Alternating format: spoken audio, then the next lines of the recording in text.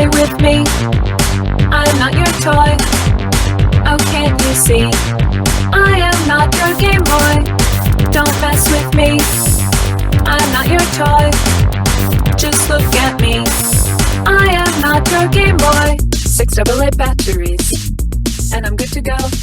Hi, I'm 700 Teddy, milliamps. aka, oh god, I'm about to be crushed by a big sexy gym teacher that's running from a monstrous teddy bear. And my name is Valya, aka I nut but Xana keeps sucking. And we are about to have to return to the cast now. Should we do that like together? Like 3, 2, 1. Return to the cast now. So what episodes did we watch today? What are the names of them? Episode 1, Teddy Godzilla, and Episode 2, Seeing is Believing. Or if the Code Lyoko English official YouTube account has anything to say about it, it's Saying is Believing, because it only has one E in the video title. Saying is believing, because no one ever lies. No one ever lies. So the great thing about Code Lyoko is that you can just watch it on YouTube for free. I know. Yeah, you could just like go on YouTube right now and watch it. Even the live action episodes that nobody likes. Which, you know, who knows? If the podcast goes for long enough, we might actually cover them. Imagine if we do more than 2 episodes of this podcast.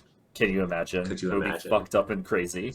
So before we talk about the events of the episode, I believe you had a certain very factual set of very conclusive and reasonable theoretical thoughts. Do you want me to just get into my theory? Go for it. It's Jeremy's grand deception. Oh, Jeremy's Grand Deception. Let's go. So, my theory is that Jeremy is in fact the bad guy, and Xana is the good guy. Jeremy is a freak little Francophile who has acquired this big French-looking building to, like, populate with his thralls, aka the teachers, and his victims, aka the students. And his goal here is to convince all of them that they are actually French people in France. But because they are in fact in Ohio, they don't know how to act French. So they mostly don't. They're very bad at it. They just kind of occasionally say ciao and croissant. And that's pretty much it. What Xana is doing, though, is Xana is a good, virtuous freedom fighter who knows the truth and is trying to save the students from Jeremy's evil clutches. In every episode, what Xana is doing is in some way in service to trying to either get the students to realize what's going on, or just to, like, get rid of Jeremy entirely and just free them. I see. There are other things that kind of build upon this theory that I have in my notes here, but we'll get to them when they're relevant.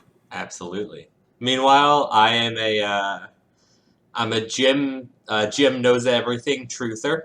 Mm-hmm.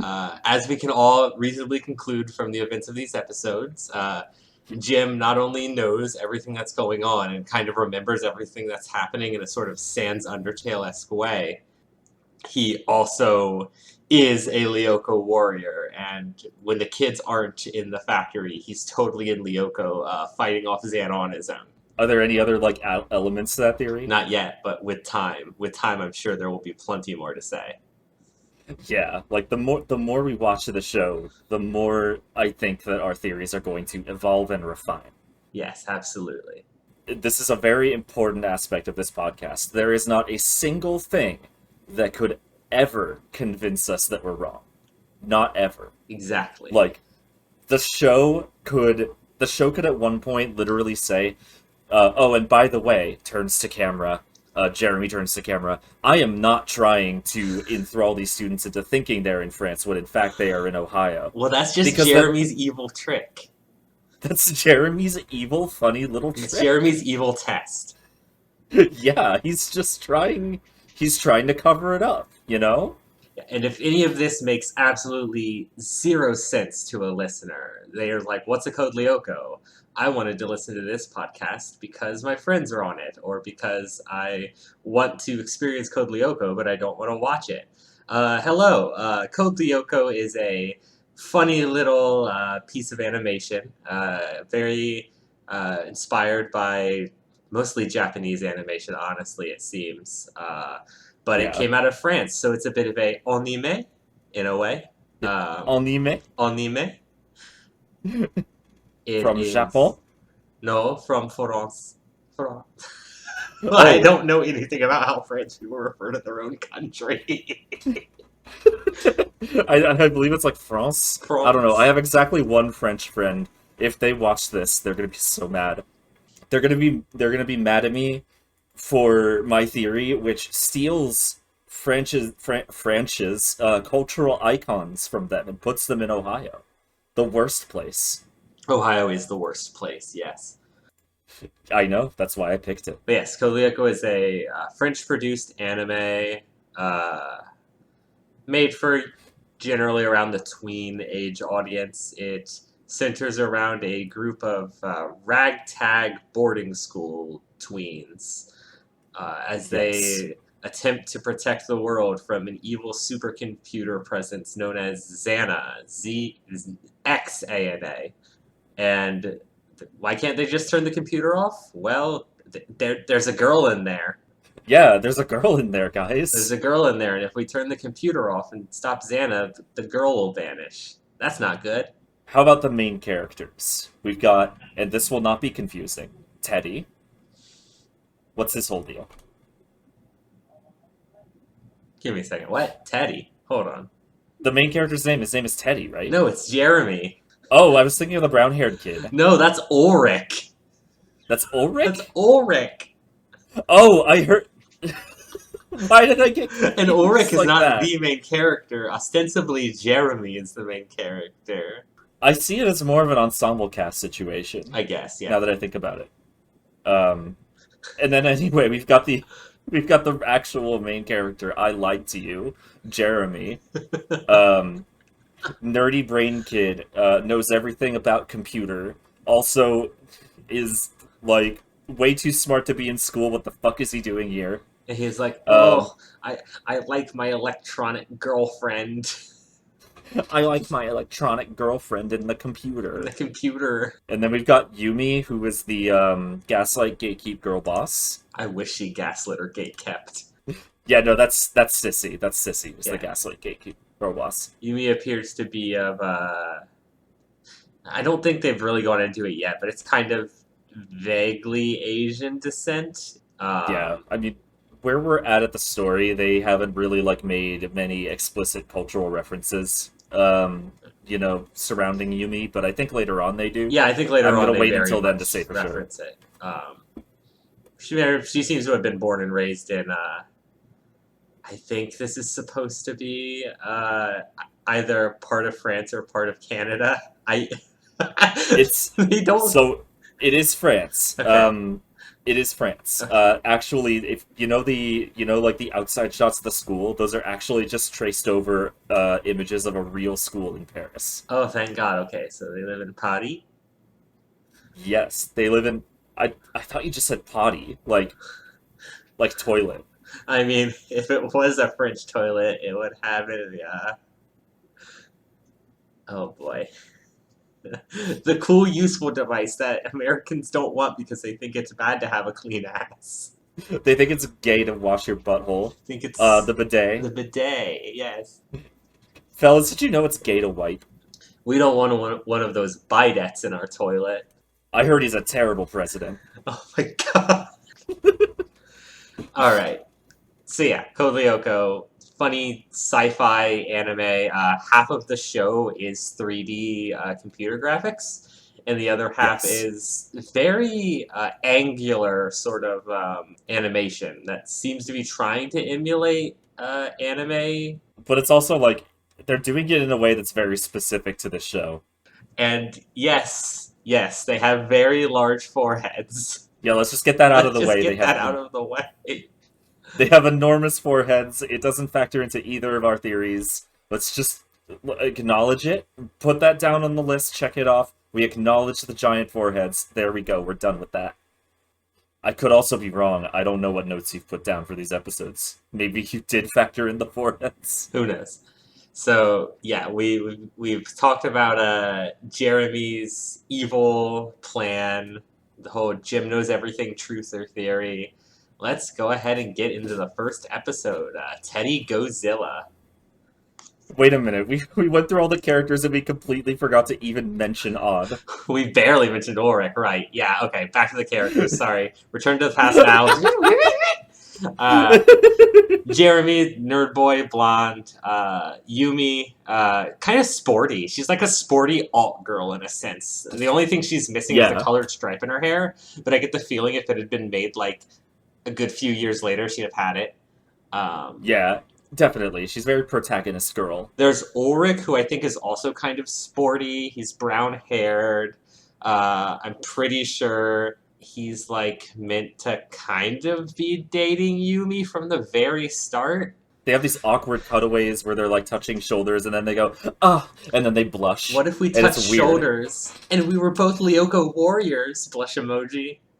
What if we touched shoulders when we were both hiding from a giant teddy bear? And it does not end. It's constant. Every scene. It's like, you guys, there's shit going on. And then with Odd, imagine the like most biromantic teen you could possibly imagine. Mm-hmm. And now imagine him in like a funny purple outfit with like ludicrously styled hair with a single like patch of color in it. He's also definitely a furry. He's definitely a furry. His persona is absolutely a cat. Yes, I relate. Odd is me. This is my character. When I was a child, I thought Odd was so cool. That says a lot about you. It says so much about me, but I don't think he's cool anymore. I think he's a little bit obnoxious sometimes.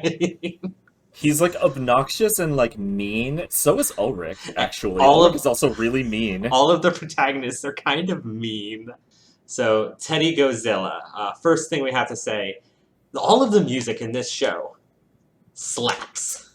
So fucking good. The intro scene, everyone remembers that. It slaps, but all the background music does too. Yes, all the background music does. There's like the...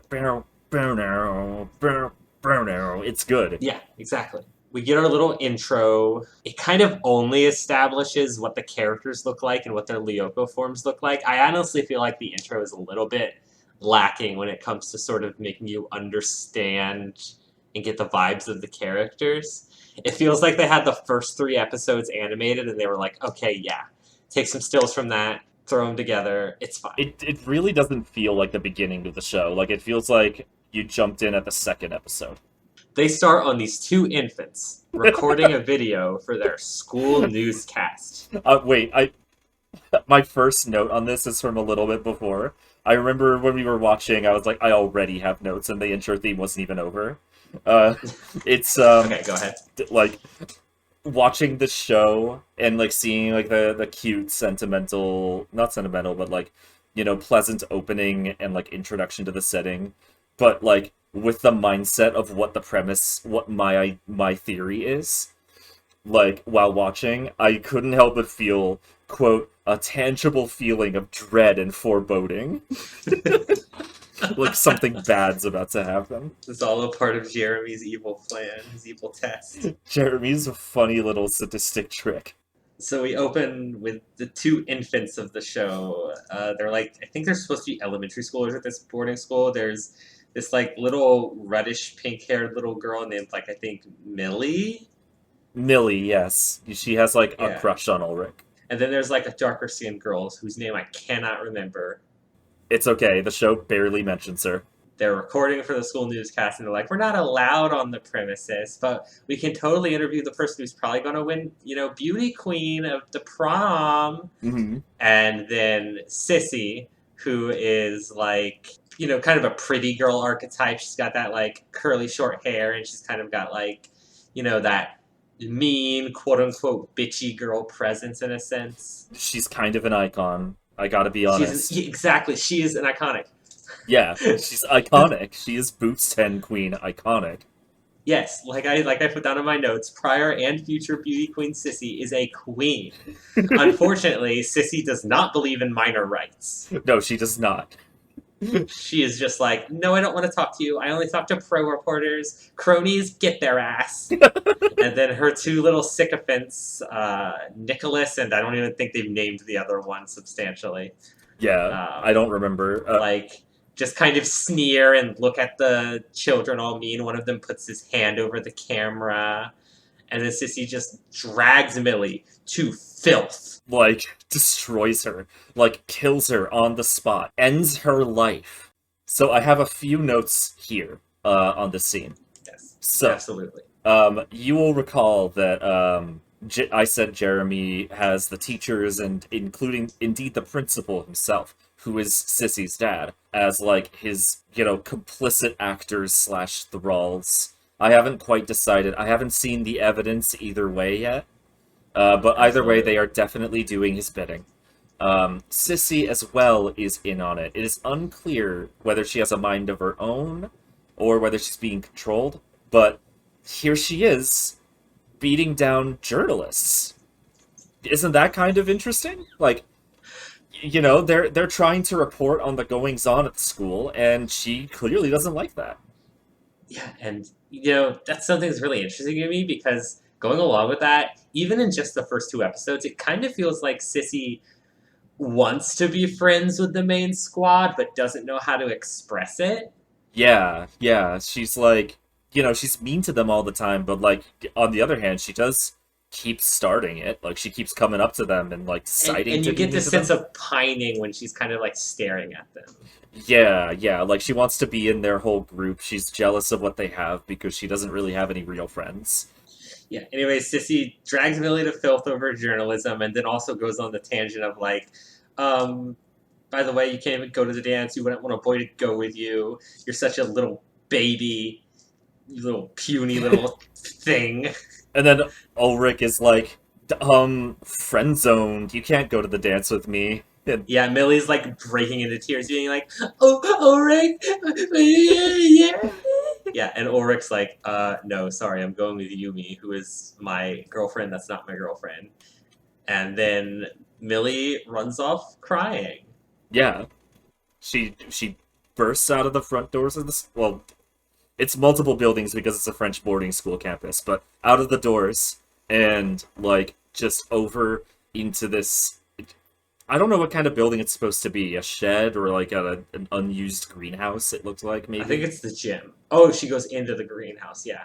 But before she goes into the unused, like, gardening shed, I will say that, Yumi and the squad, they're totally like, Sissy, Knight, like, that was mean or whatever. They like, don't really actually do anything about it. They just, like, act all righteous, like, wow, great going, Sissy. And they, like, look angrily at her, but do nothing to help Millie. Yeah, they're just like, wow, what a bitch. Anyway, don't look for her. Let's go do our own thing.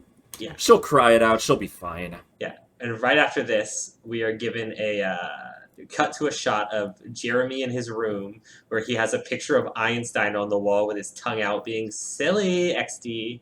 Right next to his bed, and he's typing on a computer. So I couldn't help but think. So he starts talking to, like, Aelita on the computer. This is sort of our establishment of Aelita. Yeah, Aelita is pink hair and pronouns girl. Speaking of pronouns, he, him. My pronouns are they, them. There you go, for a segue. Cool. So my first thought here, like, as soon as those two show up, they like, there's immediately, like, a romantic tension. They establish that pretty much the first chance they get. And it's not the same as with Ulrich and Yumi, where it's, like, really awkward and bad and doesn't work.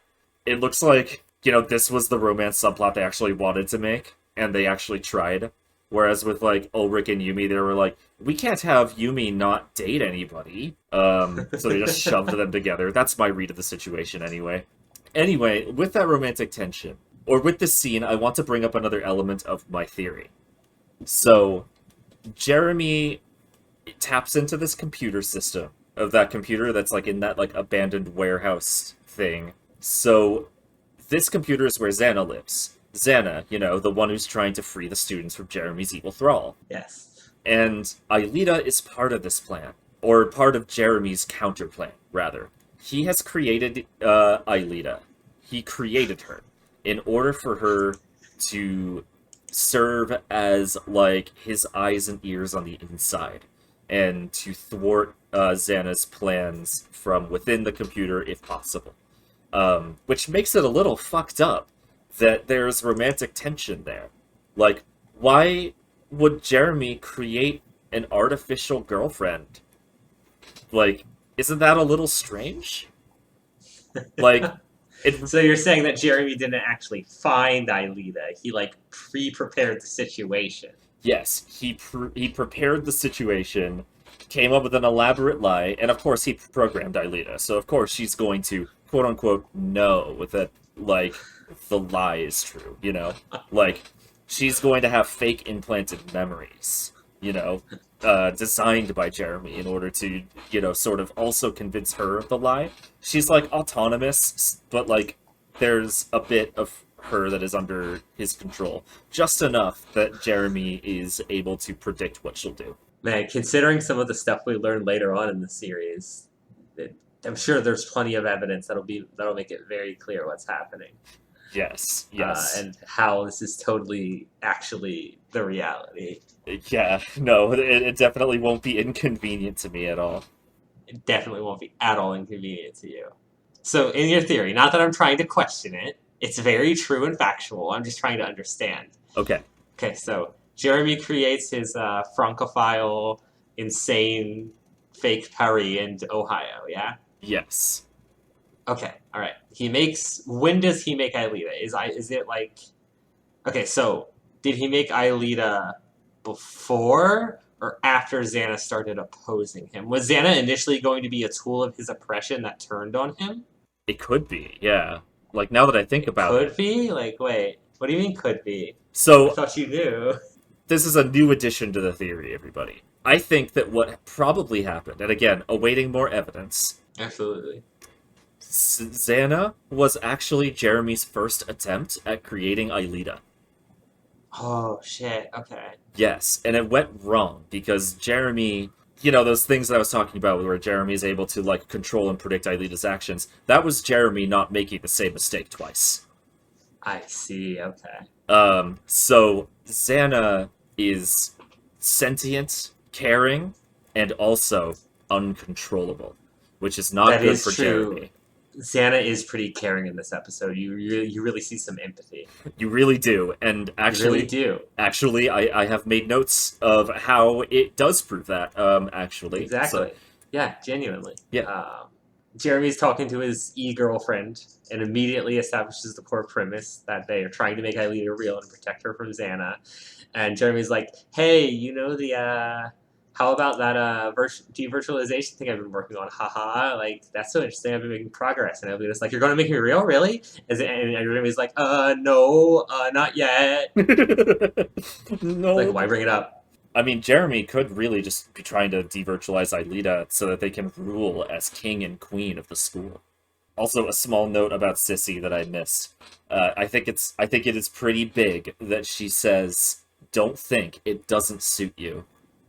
All right, when her sycophants are following her to her room. Yeah, she says, "Don't think it doesn't suit you." It's very interesting. Yeah. That's actually, like, making me think that maybe she really is willingly and knowingly in on this. That's true, but we're not quite to that scene yet. Oh, we aren't? I skipped ahead a little bit. We aren't. Okay. It's absolutely fine. Okay. Happens all the time. But yeah, after Jeremy's established the core premise of the show, it cuts to Millie and... Is it Bobby? I don't know why I think it might be Bobby. It's Millie and her friend, who I will remember the name of later, in the gardening shed. And Millie's, like, crying, and she's like, "Oh, I hate everybody. Go away from me. Leave me alone." And then, like, you see the lights flicker, which is totally Xana being funky. So it's basically just like, "Oh my god, me too. I also hate everybody, bestie. What's going on here?" And then it totally cuts to a funny little scene of, like, Ulrich and actually the whole squad really are just talking shit about Sissy to each other while Sissy's in the room working on a disco ball for the prom dance, and they just keep making fun of her. She's and it's just like, guys, right there. This isn't going to help the situation, you guys. It's like they're just sitting there like, yeah, isn't she stinky and bad? Like, yelling in her direction. She has such a big ego. God, I I think hate her. I even says it right into the microphone. It's ludicrous. Makes you wonder who's the real bully here. Yeah, and then we cut back to Millie being sad with her teddy bear in the greenhouse, and she's like, "Oh, teddy bear, I'm so sad. I'm so young and small and unimportant. But if I was an adult and older and big, I sure would be able to show them." And Xana's like, "Oh yeah, that's right. Maybe I should make a big fucking bear or something." And after Millie leaves, Xana, in my notes, shids and farts gas under the teddy bear. Oh. And then we get a scene of Sissy and her sycophants walking through the hallway, and Sissy's like, "Hey, don't follow me into my fucking room, you freaks." Yeah. Don't think it doesn't suit you, she says. Which, sure. Yeah, that's a zinger, sure, whatever, I'll give it to you. Whatever, you're like a teenager, you'll get better ones when you're older. Then we get a weird male gazy scene. I don't know why it's like this. Yeah, it's just a really weird, like, it's not really, like, disgustingly sexual, but it is like... Is it supposed to be, like, evocative of horror?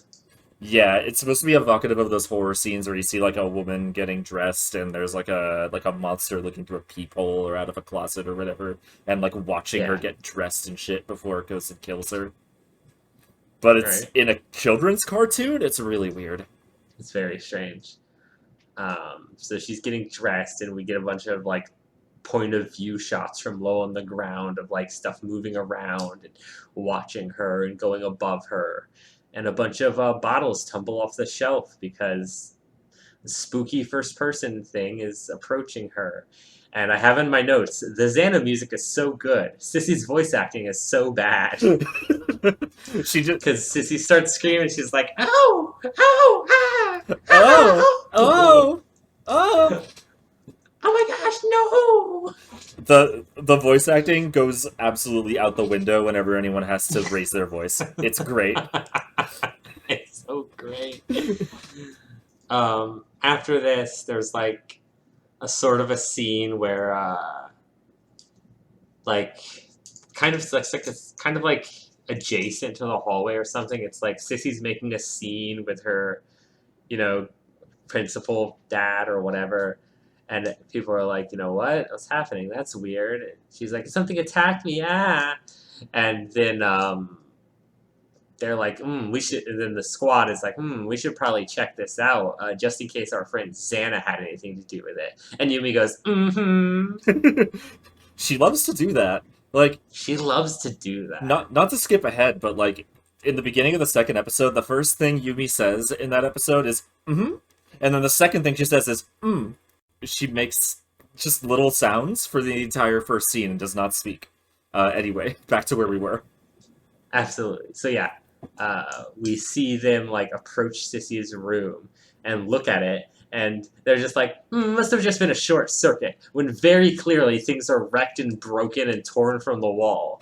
You guys. The short circuits that make like your fucking closet doors dent inward like someone punched it? Short circuits. It happens to me all the time whenever there's a power outage. Maybe it was just like... Maybe Jeremy was just assuming that... Well, Jeremy was actually the one that was the most, apprehensive about it and, like, cautious. Oh, yeah. Staring at the situation. Yeah, because Jeremy is really smart and knows that that short circuits don't do that. The others, though, are like, wow, it was just a short circuit. Sissy's such a stinky loser. We don't like her. Jeremy being portrayed as the smart one in this scene is literally just like the other kids being dumb as a sack of bricks. And then Jeremy being like, "Guys, I don't think electricity does that." But he doesn't say that yet. He waits until he has conclusive evidence that electricity doesn't do that, because that's what smart people do. Yeah, he needs to gather the evidence that electricity can't punch walls. Exactly. After that, we cut outside to, we cut to Millie and her friend going to retrieve, The teddy bear, I think. Is this the scene where they like look at a picture that I think Ulrich Oh no, took? that's later. That's later. Okay. They're going to. They've already taken the picture of the room because they passed by after the squad was in it, checking it out, and they took a picture. And now Millie and her friend are like going back to the garden shed to try to retrieve Millie's teddy bear, and it's not there. Whoa! And the Jim is like, "Hey kids, it's dangerous here. You shouldn't be here." And Jim is here. Oh, Jim! I love Jim. Jim is so good. Jim is so fucking like he's one of the sexiest characters I've ever seen. He's a big, hefty gym teacher in a tracksuit. Yeah, and literally every episode is just like the writers using him as a punching bag, and it only makes him more attractive. It only makes him more attractive. And Jim, because he knows everything, in my theory that's completely correct. Yes. Jim is trying to get the kids away from this area because he knows that it's dangerous, and he has already picked up on the fact that the teddy bear is possessed by Xana. Yes, because he already knows about Xana. Exactly, in my theory. In my theory, that's correct. In your film theory, that's completely correct. Yes. What we're doing here is we are actually just we're consuming what we see on the screen. Like, yeah, this is just what's happening, and it's just the canon truth facts to the two of us. And it's so strange that no one else sees what we see. No one else sees what we see. It's so strange. Yeah. But yeah, Jim's like, hey, little kids could get hurt in here. I don't want you playing in here. And Millie's like, child rights, and I'm upset about how I don't get to do anything, and only the big kids get to say what they feel. And then Jim's like, okay, I'm going to ground you now. And then, Millie's big sad about it. And Jim's like, oh, that was weird. And then my notes say Jim gets attacked sexily by a big teddy bear, and he is traumatized cutely. Nothing that Jim could ever do can ever be unattractive to you. It's so true. And now Jeremy is finally like, hey guys, maybe the big impacts in the Sissy's room were serious, like caused by the big techno smoke monster we've been dealing with, maybe. Perhaps, I don't know. Wait, yeah. Is this a scene where is there a scene that we skipped where like Jim is like in like the nurse's office or whatever? Yeah, he's in the nurse office. He's traumatized cutely. He has a picture of a teddy bear that the principal looks at and is like, "Is this what attacked you, Jim?" And Jim's like, "Uh-huh." Right. And then the principal's like, "We probably shouldn't talk to the cops about this." And Jim's like, "Yeah, that's right. Fuck cops." Except he just goes under the blanket and hides. But in reality, he's definitely saying "fuck cops." Yes. So when I believe this is one of the parts of the episode where when we were watching together, I audibly went, "Oh." Because I had a realization. This is an example of Jim being gaslit by one of Jeremy's thralls. Because Jim is the only adult at the school who is not under Jeremy's direct control. Oh my god, and he's the only adult that knows about Xana. Yeah. Oh my god, oh my god. Are our theories compatible? Oh my god, maybe. Fuck. So I was watching that and I was immediately thinking like, oh, he knows, and he's like, it's like that realization of like when a sensitive suburban white person realizes that cops are bad. Yeah, he already knew that. Yeah, he already knew, but it's like an equivalent experience. He's learning the truth. He just got Vulcan mind zapped, like Star Trek reference, and he now understands everything. And the nurse is like, or the doctor or whatever is like trying to do damage control. That's the principal, actually. The principal, even worse. He's trying to do damage control and make sure that Jim doesn't believe what he saw. Like, that's true. Yeah, he's like, oh, really? Huh? He's like being diminutive.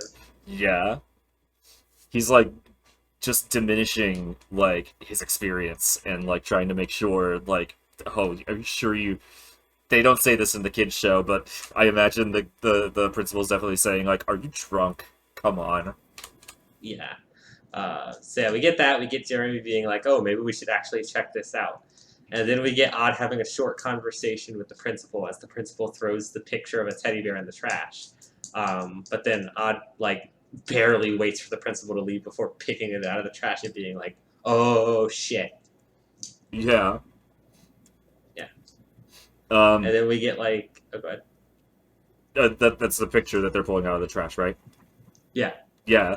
They look at it, and I don't think they were shown exactly what's in the picture yet, right? Oh, it's the picture that he already crumpled up. That's of the teddy bear. Oh yeah, of the teddy bear like under the pillow. Oh no, that's not the teddy bear under the pillow. That's this is Jim's little drawing. Okay. I don't know why I have such a bad memory of the order of events. We literally just watched this.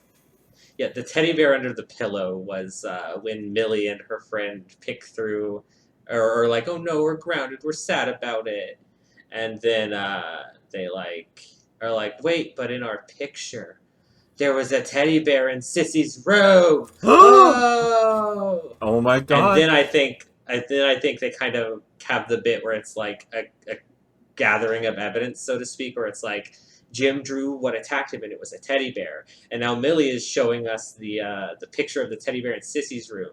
So the kids take the picture from Millie, and they're like, okay, we're going to take care of this for you so you don't have to worry about getting in trouble. You know, we got your back. And they're like, yay, thank you. Smiley face, we're twins. Yay. And now is when everyone kind of splits up to do their respective things. Yumi goes to... Or either Yumi went earlier to get ready for the dance. She's like, I'm a day student, unlike you morning students.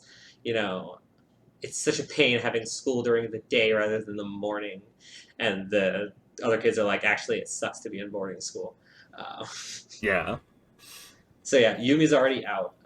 Odd, Ulrich, and Jeremy are like, yeah, we're going to go do our thing now, you know? Like, our various things. I think Ulrich sticks around near prom to keep an eye on things, while Odd and Jeremy go to the abandoned factory in the most, like, child-engaging play scenario-ass sequence on Earth that I still really like. It kind of bangs. Like, it sprays. Kind of bang.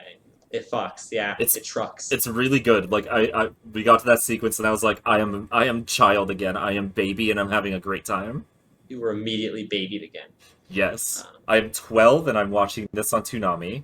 And then, you know, Jeremy's like, okay, Odd's going to go in the virtual world, Ulrich's going to be in the school, and I'm going to be here handling the computer.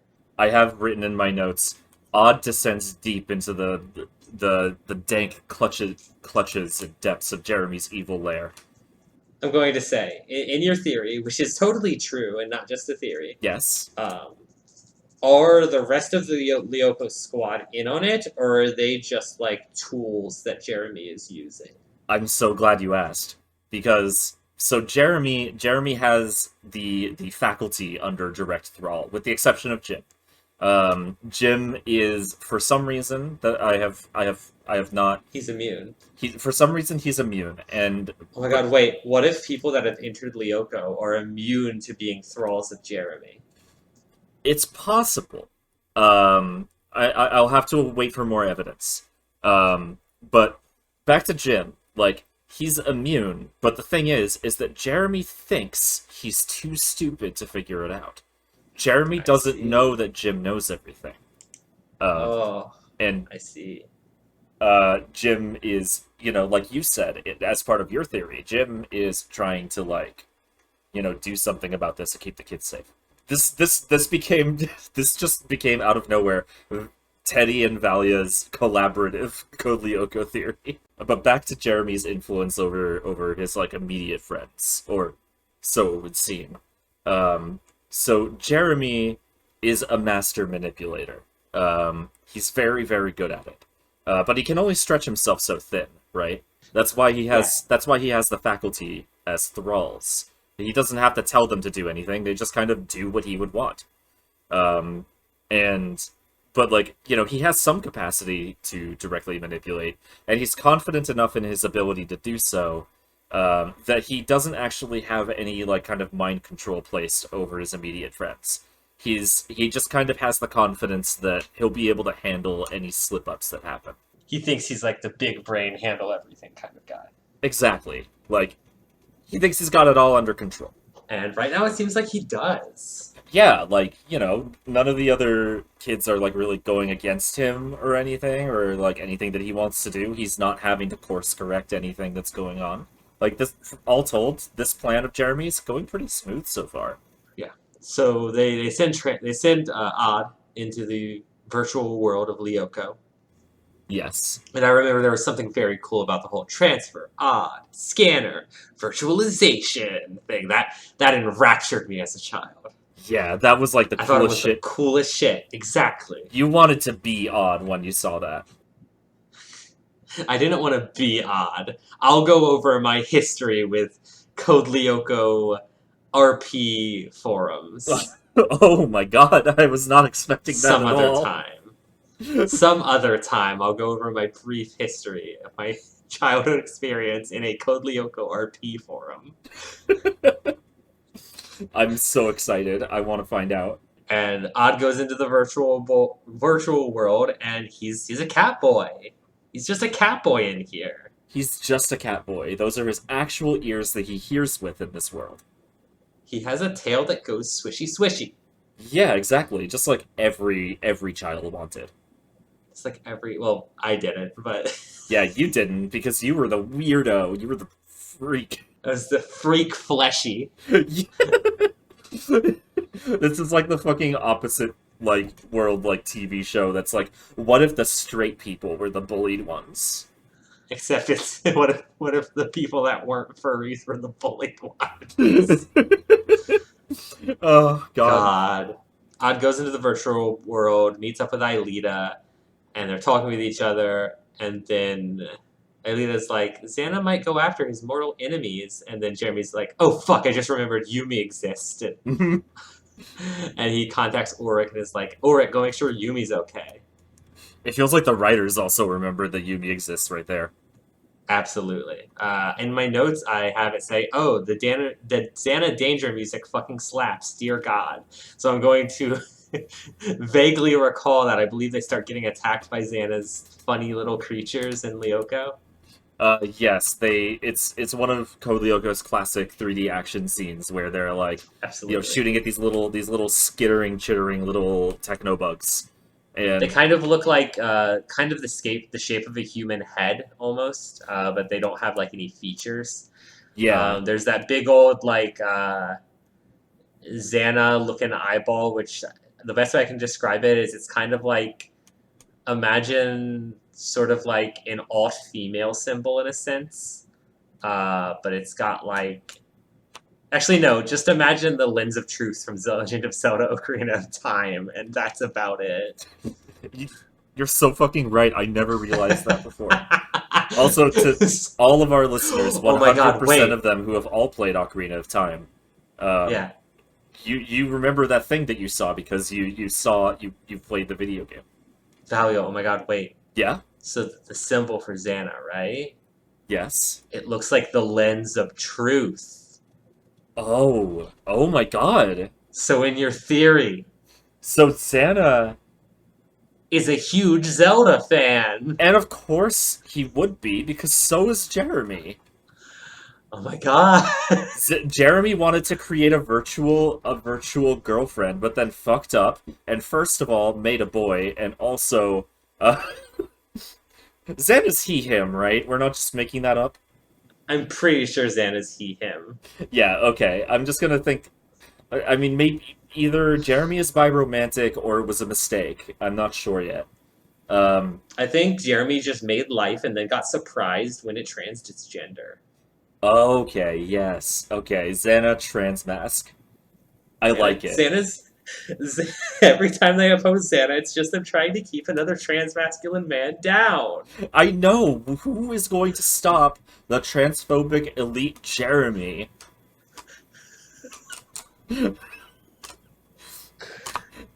So yeah, funny little crab-looking, not even crab-looking, but funny little skulls with little skittering legs. Shoot lasers at at Aelita and Odd, and they start fighting. And then they're also like, oh shit, Yumi might be in trouble in the real. Mm-hmm. Yeah, because they're being And chased so by it- the big giant teddy bear. And so it shows like Ulrich rushing to Yumi's house, and there's like flipped over cars in the street, and I'm pretty sure people died already from this. Because there's no way that there was nobody in those cars. Yeah, they claim later that like, oh no, if we return to the past and someone's dead, it doesn't bring them back to life. I just think that in your theory, maybe Jeremy just doesn't care about the human cost as long as it doesn't destroy his illusional perfect world. Exactly. Like, he doesn't really care about, like, mysterious deaths. Like, he can fucking feed whatever misinformation to the press that he wants and, like, come up with a perfectly plausible explanation. He's very, very good at that. So he can cover it all up for all he cares. It would be too difficult for him to save these lives. He doesn't really care about it. Like, all he cares about is keeping up his illusion. And again, there is no grand ulterior motive. He just wants to have a miniature France. That is the entire reason. Yes, that is the purpose behind all of these deaths. People are dying because Jeremy wants to live in France. And it's just so messed up. Yeah, but he's a child, so he can't move on his own without his parents' permission. So what he did was kill his parents, and then take over the school.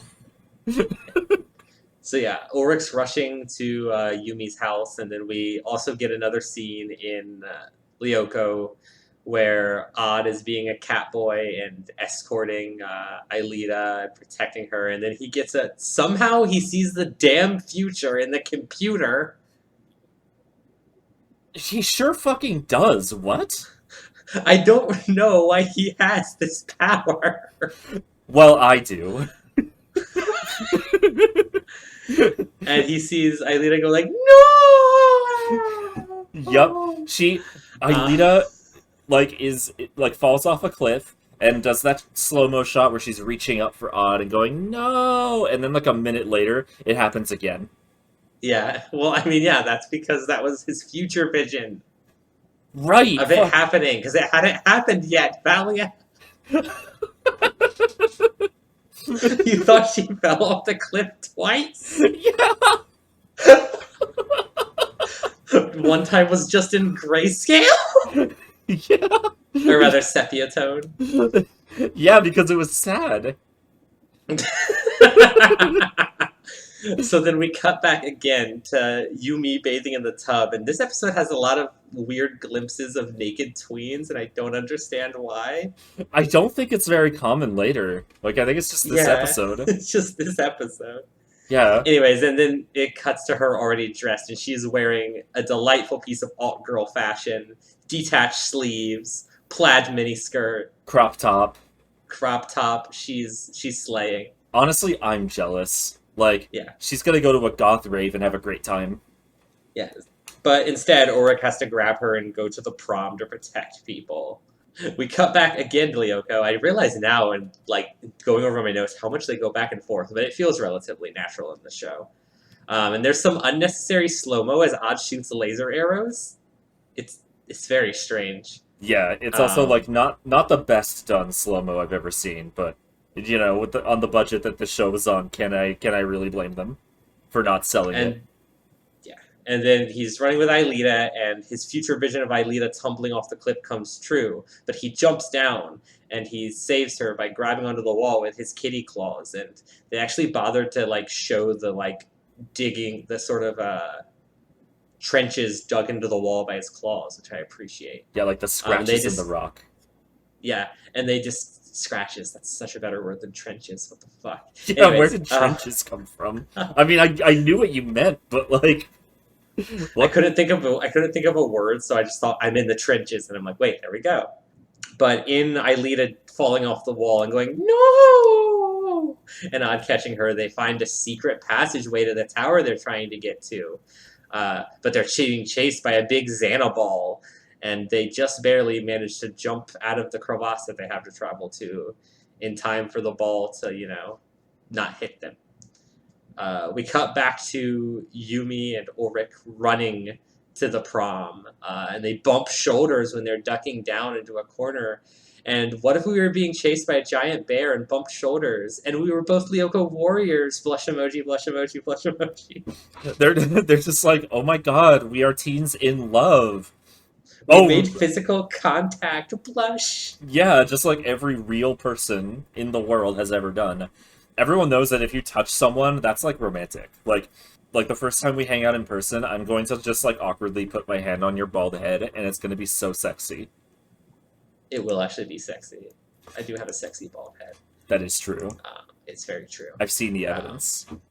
So Yumi and Ulrich make it to the dance, and I have to say, I love the background shot of completely unanimated people dancing in the background.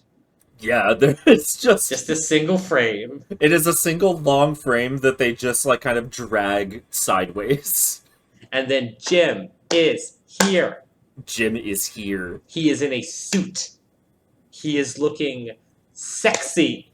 This is how you want him to show up on your date. Either this or nothing at all. This is how he was about to crush me in my intro. Yes. In his suit, he's tumbling over backward because there's a giant teddy bear, and his entire weight is about to crash onto me and kill me instantly.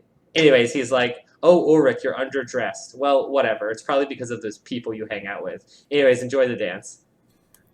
I was wondering if you'd actually have anything to like say about that. Like when it happened, I was like, "Oh, Teddy's." That was a little weird. Yeah, Teddy's gonna have some kind of input. I think it's because you made a noise when it happened, but maybe you were just reacting.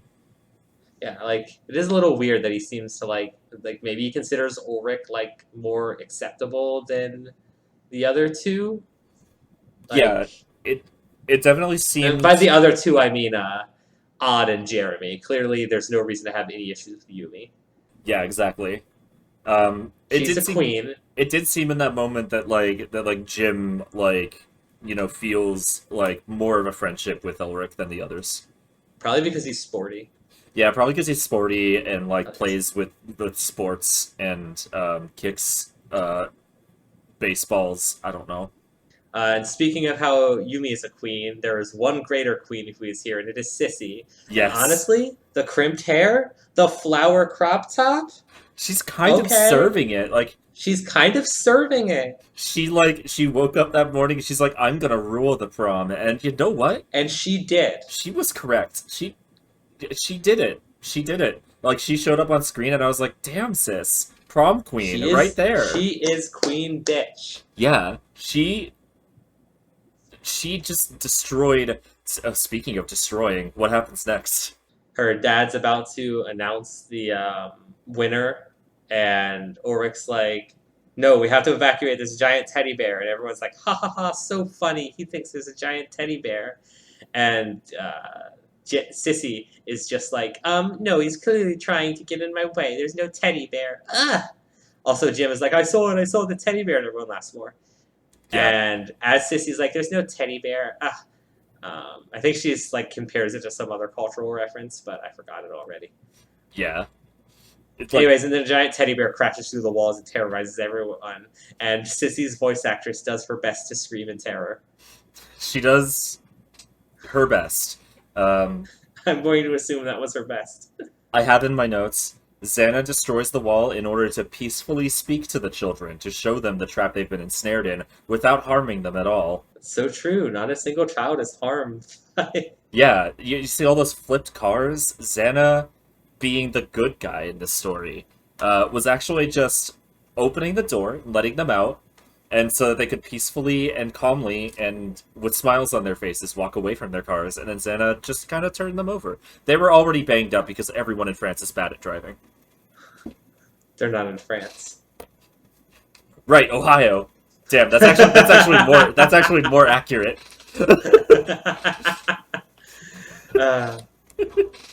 I actually genuinely believe that. Ohio is a cesspool. Meanwhile, Odd slaps Xana's balls and Xana dies. Mm-hmm. Yeah, he does his big... Oh, by the way, the sphere that chased Odd and Aelita can shoot big, lasers. Yeah. Like tall lasers. It, separates in the middle and kind of has, fleshy stuff in between and a big old lens of truth-ass eyeball. Shoots big, ring lasers, so to speak. Yeah. Xana... That's the best way to describe this. Xana fights with truth beams and truth bombs. I see, so you're a Xana truther and I'm a Jim truther. Yes, but these need not be opposed viewpoints. Yeah. We needs must consider that they may go hand in hand. They must needs consider. Oh, fuck, must needs. You always get it backwards. Fake Final Fantasy fan. I've never played Final Fantasy in my life. It's Old English. Anyways, so yeah, Odd gets flung by momentum from one of the lasers hitting the wall and soars through the air, lands on the ball and shoots it in the eyeball, and then it comically rolls backwards full force and slams into a wall and explodes. Then Aelita begins her very slow trek through the tower, stepping slowly across the floor as the teddy bear very gently places Ulrich on the ground with very upsetting snap noises as if he's getting bones broken. Yeah, just completely safely and protectively. Completely safely and protectively. I do want to add that the reason why Aelita is going so slowly through the towers when her friends are in mortal peril is actually because she doesn't actually care for the well-being of anyone but Jeremy. Like, she only cares about Jeremy's plan, and Jeremy's plan she can take her sweet time with. So here's an alternate take, and I might not believe this, but you might find it interesting. What if when she's taking her sweet time in the tower, that's because, you know how she enters towers and they have Xana's influence on them, right? Yes. What if Xana's influence is interfering with Jeremy's control? And so Xana gives her the power to fight Jeremy, and she's trying really hard to not go through with Jeremy's plans, but Jeremy's influence is so strong as her creator that she's forced to go along. And even, like, all she can do is struggle it down to a slow pace. Yes. And she's trying to fight it. I love this idea, by the way. She's trying to fight it, but she can't fight it. So still, she types Code Lyoko, which is Jeremy's password for everything, including his bank account. Right? So, Ulrich's about to get killed Ulrich's about to get thoroughly explained to by the giant teddy bear with its big teddy bear paw. And Yumi, moves in to try to help. And then the teddy bear stops in place. And Yumi's like, "Are you okay, Ulrich?" And Ulrich's like, "Yeah." And they hug. And then Ulrich blushes because we get it. We get it. They're dating, you guys. Don't you understand? They're dating. They're in love. They're dating, and they're teens, and they're in love. They're dating, teens, and in love. And I think Yumi and Aelita's a better ship. Anyways. Yes. You're correct. So yeah, teddy bear stops. Xana can no longer influence it. And Jeremy initiates a return to the past. Jeremy initiates a return to the past in order to cover up this little slip up, this little oopsie doopsie. In order to cover up his mistakes and crimes. Yeah, he let Xana slip through the cracks this time, but it won't ever happen again. And I have noted here, okay, so, I guess if the supercomputer can control time and go into the past, it isn't unbelievable that Xana can be a shitty, farty smoke phantom, and that Odd can see the future when in the supercomputer. I guess I can suspend my disbelief. If it can go back in the past, giving Odd glimpses of Aelita going, "No!" Isn't that unbelievable? Yeah, maybe it's kind of like, maybe it's kind of like the Echo in 14, where it's you're seeing glimpses of the relevant future, but that's all you get to see. You can't just put your fingers on your temples and go, "I want to see who the next president will be." We were doing so good at not talking about video games, but I had to say needs must. Yeah, you did it. You really opened the floodgates there. You fucking cracked the dam.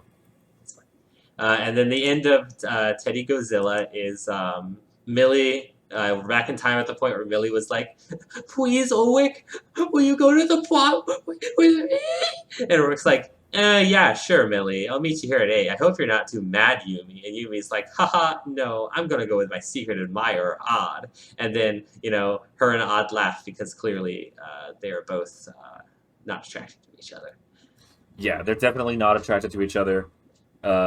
This will not come up again in any other episode. Actually, I think in the second episode it literally does not. And then Sissy, goes ballistic and gets upset that she's been epically pwned. And then the gang insult her intelligence, and it's all very fun and funny. They're very jealous of an icon, a queen. Yes, everyone is jealous of her. This is the thing. This is the third theory of our podcast, is that she's actually the best character, and everyone else is just jealous. The theory, Sissy is actually genuinely a good character in my IMO. You're right. No, but it's a film theory, you know? And that's episode 1 that we took more time to describe on this podcast than it took to watch it. Yeah. Look, that's how these things go, okay? Yeah, I'm sure with a lot of the crosstalk cut out and maybe some of the silences cropped out, maybe it'll be about the same runtime. We'll find out. Yeah, including that, right? That will also get cut. Wink. Maybe. We'll have to find out. We'll have to taste it and find out. Well, I mean, now that I've said that, you have to keep it in as a joke. That's the joke that every other podcast does. Which one of us is editing this, Valya? Which one of us is editing this? It's been back and forth. I have no idea. We'll figure it out later. So that's the end of that episode. Like, theories and everything aside, what did you think of the episode? I thought the episode was actually pretty good. Like, it's a pretty solid start for the show. Like, it hits all of the beats. It feels like the show has already found its identity, whereas like other shows, even really good ones, are usually like a bit not what like you remember in like the first 2 or 3 episodes. Like Steven Universe comes to mind. It was a little bit for Steven Universe, yeah. Yeah, it was like a bit of a different show early on, but not in this case. Like this feels like the Code Lyoko I remember. You know, like I have a taste, and I'm like, just like Mom used to make. I don't know what that means. It just immediately understands what it is and what it wants to do. Exactly. Pretty solid. Yeah, I think so too. I think everything's kind of established. Jim is there, and he is so sexy. He is. Oh my god, Jim really is the breakout star. Yeah. I understand why you wanted to make a theory that revolves around him, because like he's just so alluring, and also it gives you so much of an excuse to just keep talking about him, and who can blame you? That's true. All right, so now that we've done episode 1, now let's kind of do our middle segment where we isolate too much video game talk into a funny little segment that I want to call virtualization. Transfer Teddy, transfer Valya, scanner Teddy, scanner Valya. Virtualization.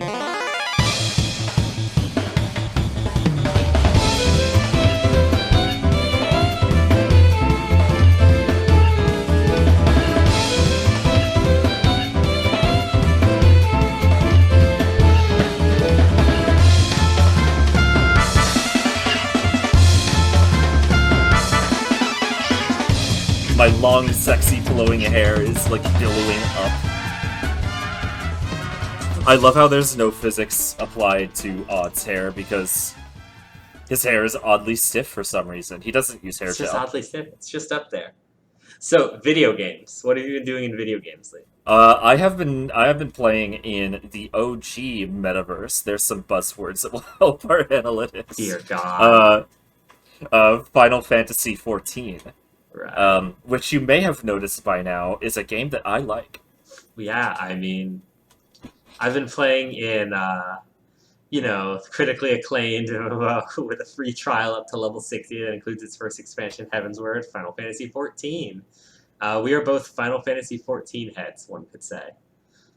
Yeah, I have been barely playing any other video games, but when I know another episode of the podcast is going to be recorded, I'm going to have to play another one so I don't just say the same thing every single time. Well, I mean, what have you been up to in 14? There's plenty to do.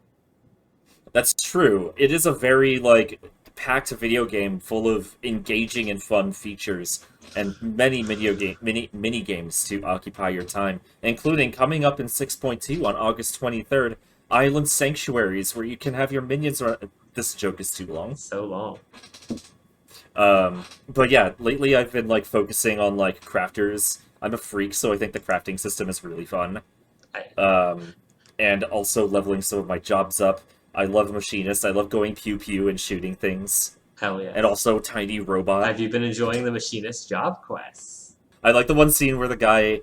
So there's this guy who works at the Sky Steel manufactory. Absolutely. If I don't explain anything, that means you don't have to worry about it, listeners. For the uninitiated, he just works in a place, and I love that. His dad, I think, is just every time he walks in, he's like, "Oh, I dare say this place disgusts me. I would rather not be in here except to talk to my son. My son, who refuses to pick up a lance and fight for our fantasy France like our ancestors have. How dare he? Instead, he wants to create these frivolous machines that shoot small pieces of metal. I don't want my children to become engineers and doctors. I want them to become dead in the battlefield. Yeah. That's basically him. It's It's really funny. Yeah. So you've met Joyce then? Oh, what? Met, Oh, Joyce? Yeah. I don't... Not as I recall. I don't know. Maybe it's not to that point yet. She's great. You'll love her. Yeah. I did skip a couple cutscenes. Don't kill me. Unless I'm totally remembering the name. I swear if it's not Joyce, I'm going to lose my mind. What if I've been up into Final Fantasy, you ask? Yes. Well, leveling every job because I'm a funny little freak. I've been doing a bunch of these 60 to 70 job quests, and honestly, Paladin job quests are poo-poo pee-pee. They're not good. Yeah, they're boring. That's what I've heard. They're boring. They don't fit the fantasy of being a Paladin. One of them is basically you have to find this person that betrayed the Sultan Sworn, except he totally didn't. Except because he was considered betraying them, he's going to leave on his own, and that's boring. I'm already... Yeah, my brain just started slipping away from that description. Yeah, and then the second set is you and other paladins. The paladin that supposedly left and died is actually secretly giving a paladin a bunch of pieces of his armor to make him a paladin.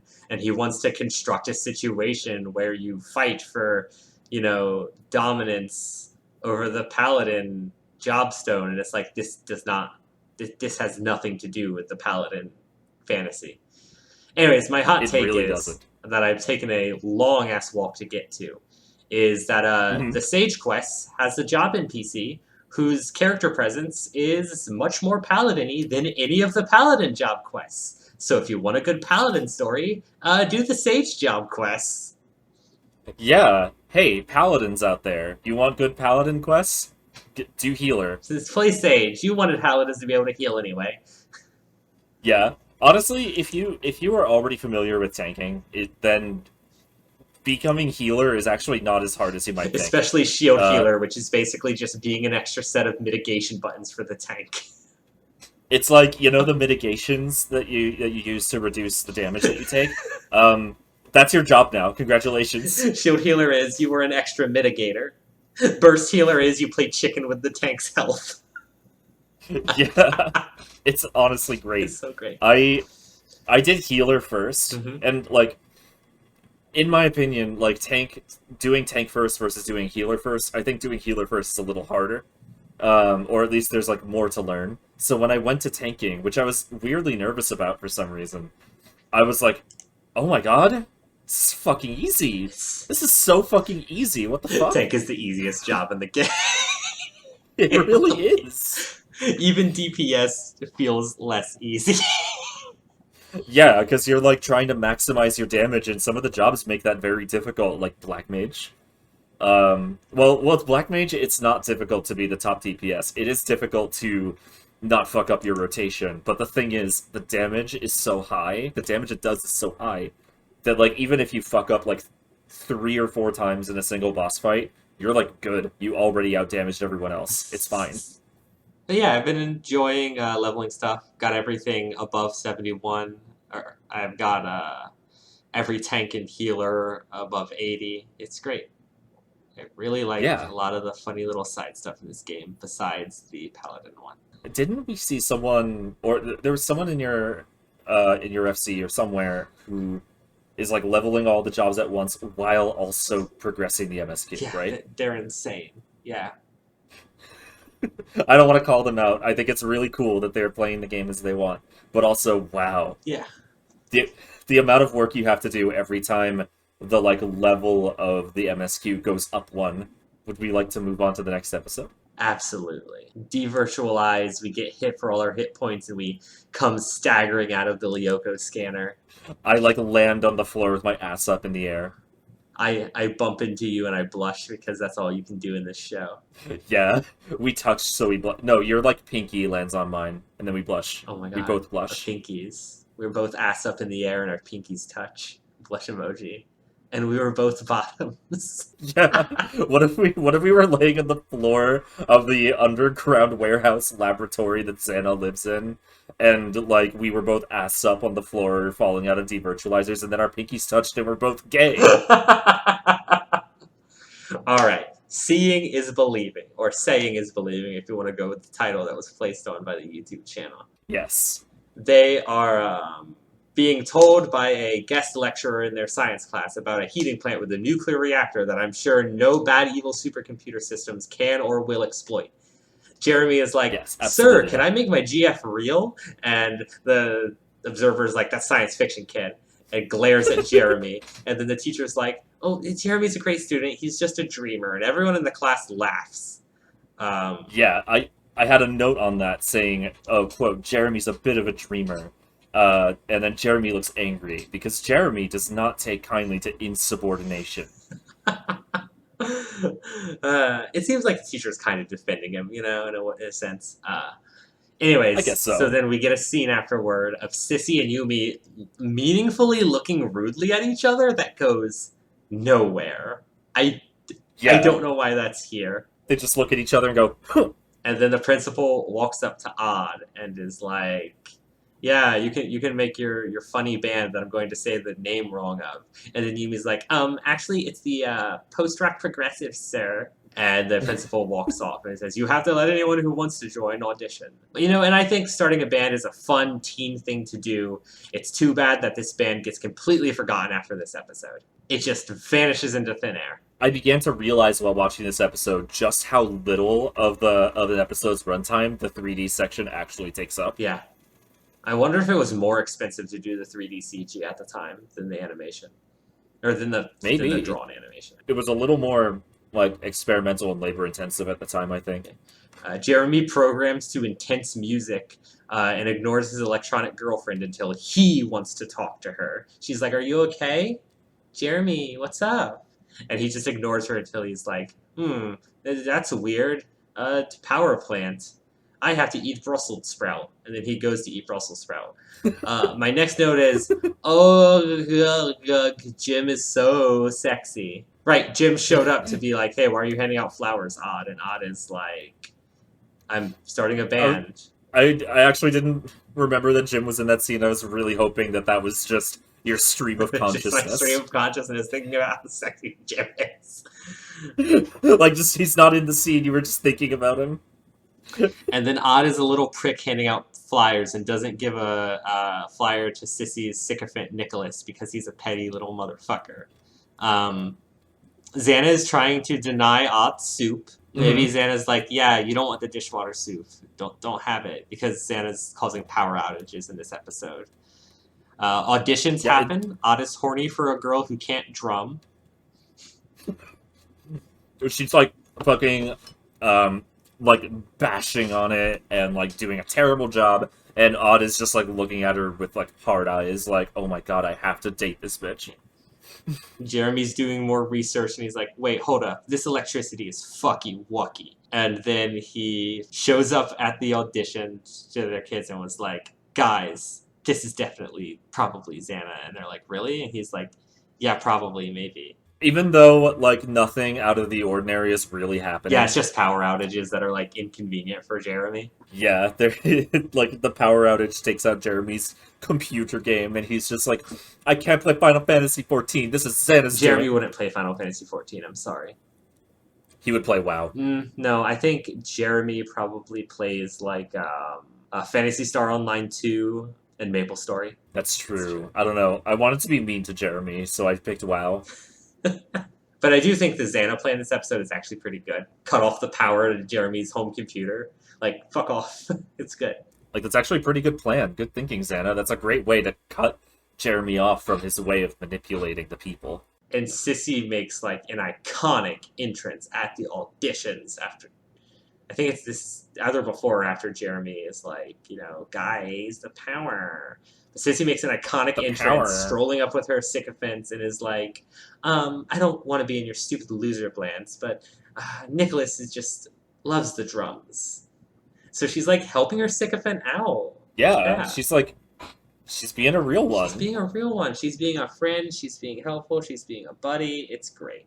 I love it. I love that for her. Yeah, this is kind of where I start to see like why you think that Sissy is such a good character, because she's like actually kind of layered. She's not just a generic bully. Yeah, she's not just like, I'm a mean person. I am a mean girl. Nicholas is really good at the drums, and everyone claps except Odd, who wants Pretty Girl to play drum. Sissy is like, yeah, I guess you have a drummer then, and walks off iconically. Yes. And the gang doesn't wait a single second for her to be off screen before talking shit about her. She hasn't even closed the door yet, and one of them is like, I imagine one of them being just like, what a bitch! Like, they're so mean. They're so mean to Sissy. No wonder she doesn't like them. She has like a little bit of an attitude. I mean, she has a lot of an attitude, let's be real. Yeah. But like, it's so disproportionate that they're like, they might as well be saying like, I hope she gets hit by a truck. Right? Like, because that's how it hits. That's how it feels. My next note is, oh, Jim is so sexy. Oh my god, play that trombone! 4 exclamation points. He's about to ska this band up. And Jim slays. He really does. He owns. He's so good. I want to marry him. We should marry him together. And then my note after that is, Xana woke up from his funny, sleepy, snoozy slumber and is going to do a fucky-wucky with the power plant. Because they keep referring to Xana, quote-unquote, waking up. So, like, every time they thwart him, does he just, like, take a little nap? Yeah, he's just like, wakey, wakey, eggs and bakey, time to kill everyone. Free everyone from Jeremy's grand delusion. Yes. With this absolute flawless plan that I'll get into when we know what Xana's doing. And then we cut back to Jim going the fuck off on the trombone, playing this most sweet song you've heard on your life. When the kids are like, okay, we have to go take care of Xana's stuff. Because I think Jeremy, like, runs out and looks at the fucking converter about to explode, and it's like, oh shit. So yeah, the kids run off to go to Lyoko and deal with stuff. We get a scene of a power plant person being like, it's so weird, I can't cut the power, haha. But God, so fucking weird and fucked up. I can't believe this is normal. It's completely normal. So they're about to, like, send people into Lyoko. Aelita is currently traveling through Lyoko through, like, pulse hints to try to get towards where Xana's control tower is. And Yumi, when they're all together, is like, hey, this could kill a lot of people. Maybe we should cut our losses here and shut down the big supercomputer that could murder everybody. And Jeremy's like, no, my e-girlfriend, no. He's like, well, when in reality, I know what he's really up to. Because this computer is important. It is the central to his plans. Because it can return to the past. Yeah, but Aelita is, I did say Jeremy has some controls on them, but they're still not perfect. He did create an AI and then worry about the problems that brings up after the fact. He's not going to think of everything. She thinks that she agrees with the other two that they should just unplug it, because she's like, what's one life for like thousands of lives, right? Also, Aelita is like, we're talking about whether or not I die, right? So I should get a vote, right? Yeah. Yeah, because Jeremy begrudgingly puts it to a vote, and then when it's even, he's like, since it's even, nothing should change, and we should continue not telling everyone, smiley face. Yeah, that's not how votes work, Jeremy. I can kind of understand that. Like, if people vote evenly on whether or not to change something, then it's kind of like, I guess, status quo then. Yeah, I guess so. Like, status quo kind of default, whatever is like the easiest thing to do. Yeah, it's like the opposite of D&D, where meeting a score means that something changes. Yeah. But yeah, Ailita's like, it's my live. My note says, it's my live, my life. my life, me. And my notes it says, Ailita is like, it's my life, bitch. Can't I have a damn say though? We're talking about my life, right? You guys are voting on whether or not I die? So, Question mark? despite having followed the Xanopulses through the forest zone, apparently Aelita goes into the rock zone again, because I guess these first couple of episodes love the rock zone. They can't get enough of the fucking rock zone. And background music kind of pops off in this show. The visuals and the music together remind me of Super Monkey Ball 2 for some reason. They do, yeah. It's around from the same time, too, because I think they were going for, like, a polygonal video game world kind of aesthetic, and it really looks like it. Yeah. Like, I can believe this is a video game. I mean, with, like, the high poly count of, like, the character models, it looks more like the weird CGI intros that Sonic games used to have. Yeah, absolutely. But, like, where they would just take the world models and then, like, plop weirdly high poly models into them. Yeah. So yeah, the Odd and Ulrich virtualize to go help Aelita find the tower in the rock zone, while Yumi's like, okay, I'm gonna go try to tell the principal and the nuclear power plant scientist that's visiting my school that the nuclear power plant might be about to fucking get exploded. And she goes, and they do not believe her, and she's like, why won't they believe me about that a supercomputer underneath the factory with a malicious AI in it wants to blow up the power plant? Why won't they believe this completely reasonable and, like, realistic story? Yeah. Also, I have two notes. They're not related to my theory, but my first note is, wow, this episode is grim for episode 2 of the show. So grim. It's literally nuclear meltdown. Yeah, in what we're ostensibly supposed to believe is Paris. Like, it's a big city, my guys. Like, this could be a problem. Also, my other note is, okay, so, like, we've powered through the summary of the second episode. Absolutely. It might seem to you like the CGI battle stuff just comes earlier. That's not true. Yeah. It's just that, like, the preamble to it has so much less going on. They're having so much trouble finding the tower. The pulses lead them to a dead end next to a pond feature that they haven't seen anywhere else before. And speaking of the factory hiding a supercomputer, this is a fake pond, and there's actually a funny little platform beneath it that they can jump down to that leads to the actual control tower. I thought this part was so funny because there's like a cutaway to another scene when they get there and start looking, and then, like, it cuts back, like, the implication being the time has passed, right? Yeah. And they're still just, like, you know, poking around the edge of the water. They're like, the signal converges right here on this pond. Let's look around it.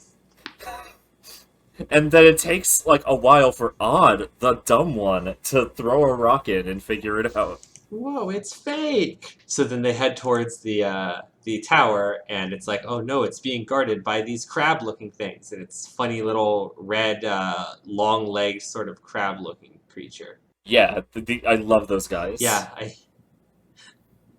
I don't quite understand, like, what makes them more threatening, if I recall. They're just kind of, like, bigger than the small one.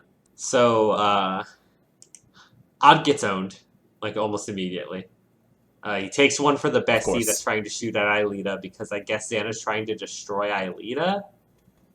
And no wonder.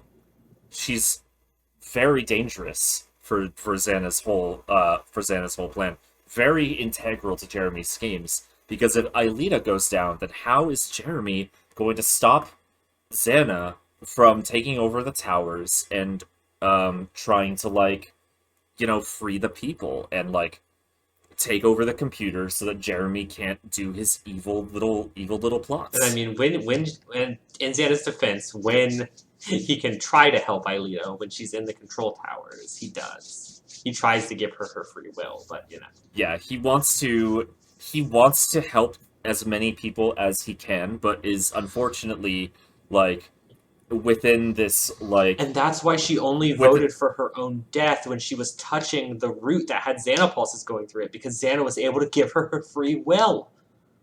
Oh my god, that's right! She was inside the tower! She wasn't inside the tower. She was, like, touching the root that had the Xana energy. Oh, yeah, okay, right. Oh, yeah, the big, like, pulsing root that, like, In channels the forest like, zone that they Xana didn't go energy. to. Yes. They went to the same set piece as episode 1, because that's how this works. It was because it was the area that they already modeled. She has a brief moment of clarity, and she's just like, destroy me. Yeah, right? Which obviously probably made Jeremy so mad. But anyways, yeah, Odd jumps in the way of Aelita getting destroyed, and he comes out of the scanner like, ugh, pain. He's like gasping. Meanwhile, Yumi is screaming at the like electricity plant people like, please, will one of you useless bitches listen to me? I thought they were cops at first. Yumi's trying to get people to listen to her. Orc fights the funny crabs and kills one dramatically after doing his, like, clone jutsu stuff. Honestly, a lot of the combat scenes in this are kind of, not interesting a lot of the time. Yeah, and even when they try to be interesting, it ends up looking so weird. Like with the slow-mo, the odd slow-mo. Yeah. Aelita goes into the tower and does her iconic tower walk. Yeah, her little slow strut. Her, I'm gonna take my time because Xana is feeding me thoughts of freedom and liberation. This is the absolute drama of the electricity in the electric line approaching the plant as Aelita slowly enters in the code. That's how electricity works. And then when they return to the past, Yumi pulls a Louis Swan, smiles as light envelops her from the side.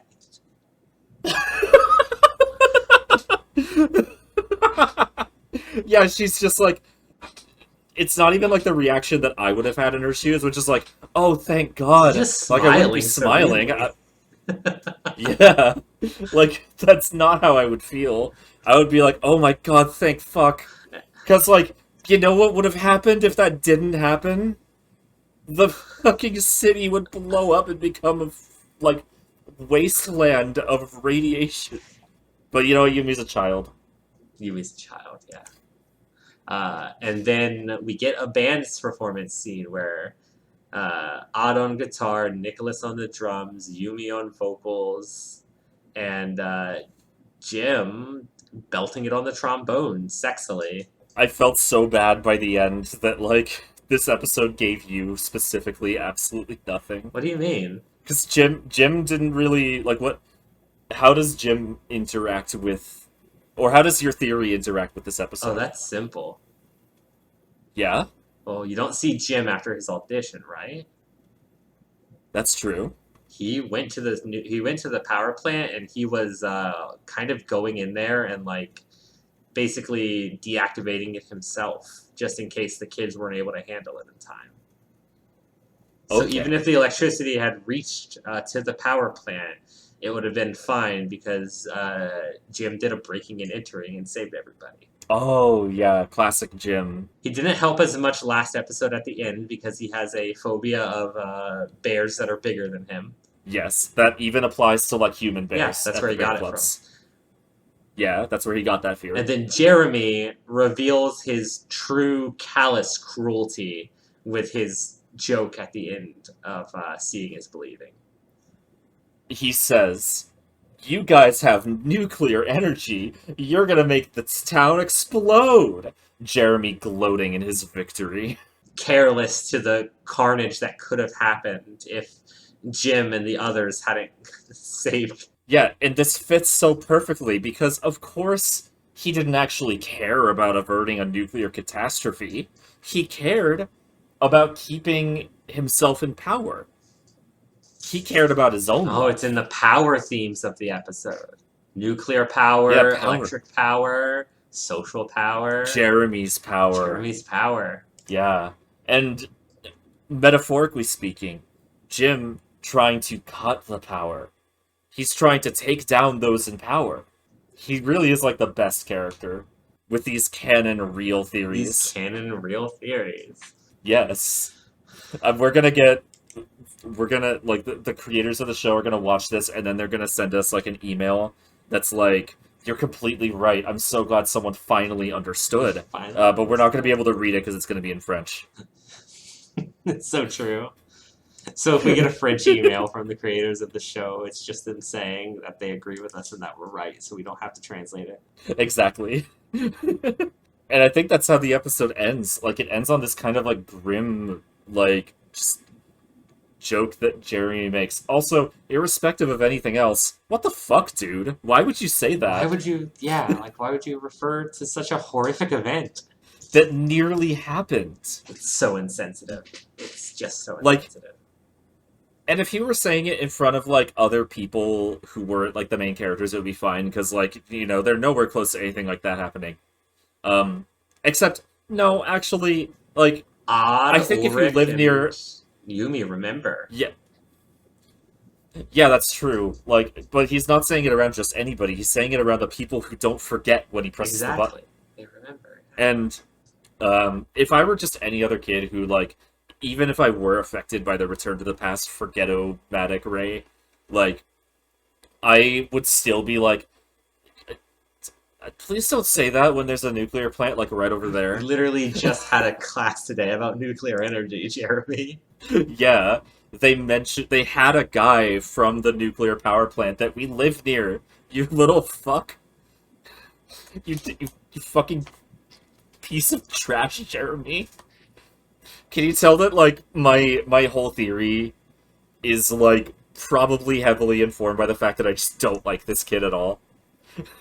It's fine. I mean, my theory is heavily informed by the fact that I really love this man.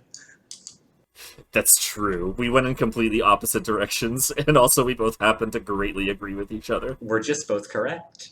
Transmasculine Xana is trying to save the world from Jeremy's evil Francophile plot, and Jim is just trying to keep the kids around him from fucking kicking it. Yeah, now I'm gonna go and edit Wikipedia. So you're the one that's editing. No! So I think that's it, right? That's it. That's it for our show. I guess we can say where else people can find us. Yes. So I, Valya, you can find me at twitter.com/JupiterBruiser. That's BRUZER. You can also find me on Twitch. I am on an extended streaming hiatus. I keep saying I'm coming back, but I'm lying. But I will someday. Twitch.tv/JupiterBruiser as well. Sometimes when I stream, Teddy is there, but Teddy has not been there lately on account of the fact that neither have I. You can also find Jupiter in Final Fantasy XIV Online. You can. Good luck finding me, though. It'll be so hard to find them. It's going to be really hard to find me. My colors blend in so well with the background. Hard to find them.